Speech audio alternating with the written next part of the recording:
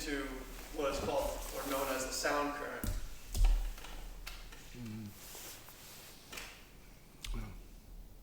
Oh, that's for the purpose of going deeper than sound. You have to go beyond sound. So you use sound to get to what it isn't, which is then a dimension of silence or soundlessness. See? And so that's a key to some beings being able to slip out of body consciousness by way of the sound as it disappears. Some can go with the sound. Same as in the Buddhist traditions, they don't emphasize the sound, as they say, but the breath. Go out with the breath.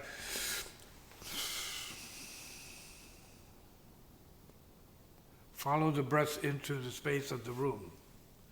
Similarly with the sound, follow it into silence, where it disappears, and go into disappearance.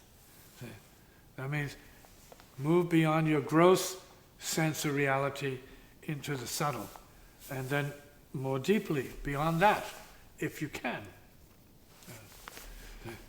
And that's how we as being awake can participate in the subtle if we don't have a sense of what the subtle is.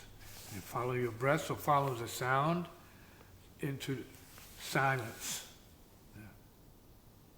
And then once you get it, then you can focus on silence as it is.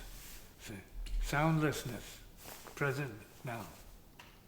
So it sounds like this clear hiss in the air.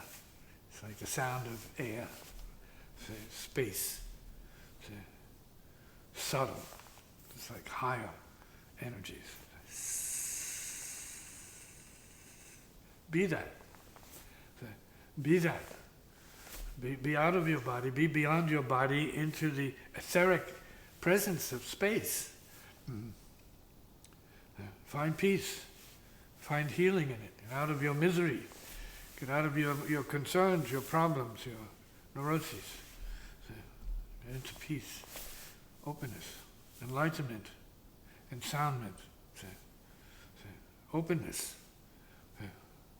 to infinity.